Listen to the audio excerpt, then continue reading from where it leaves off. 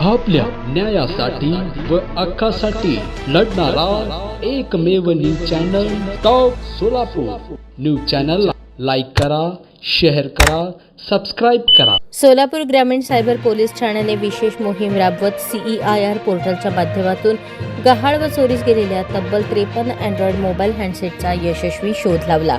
एकूण सुमारे 7,95,000 रुपयांचा मुद्देमाल हस्तगत करण्यात आला असून हे मोबाईल त्यांच्या मूळ मालकांना परत सुपूर्द करण्यात आले आहेत। ही कारवाई पोलीस अधीक्षक अतुल कुलकर्णी यांच्या मार्गदर्शनाखाली राबवण्यात आली। जिल्ह्यातील नागरिकांचे गहाळ मोबाईल शोधण्यासाठी विशेष मोहीम हाती घेण्याचे निर्देश त्यांनी दिले होते।